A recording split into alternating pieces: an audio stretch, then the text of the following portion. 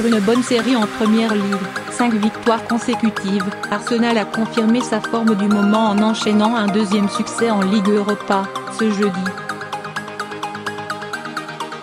En déplacement à Bakou, les Gunners sont sortis sans encombre d'un match piège face à Karabag Agdam, 3-0.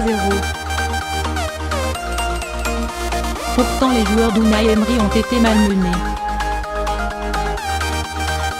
Avec une équipe remaniée et sans la plupart de ses cadres, le club londonien s'est appuyé sur son gardien allemand, Bernd Leno, auteur de plusieurs arrêts décisifs, 27e, 39e et 61e.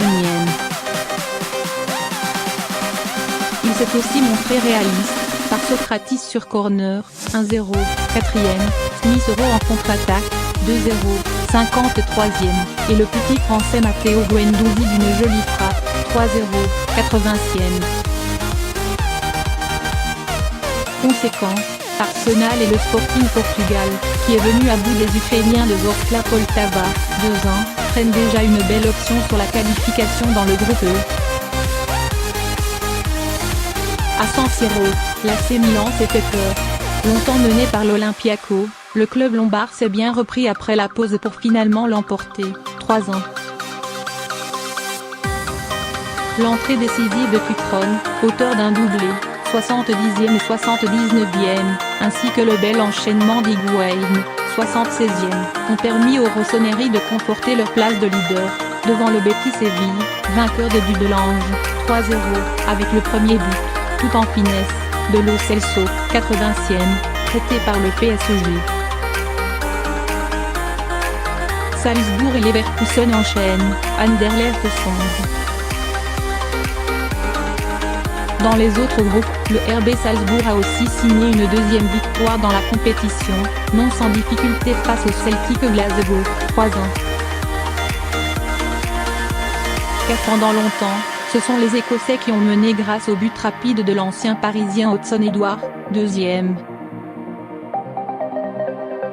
Mais la suite ne leur a pas souri et ils ont même fini à 10 après l'expulsion de Forest, 73e.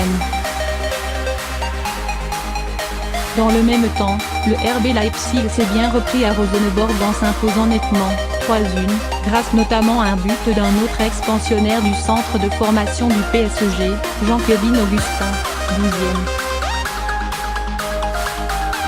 Déjà battu en ouverture, Anderlecht a sombré à domicile face au Dynamo Zagreb, 0-2, ce qui complique encore ses chances de qualification.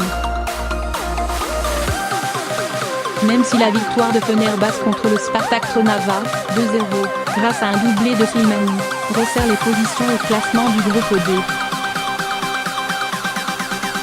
Enfin, le Bayer Leverkusen a aussi passé une bonne soirée.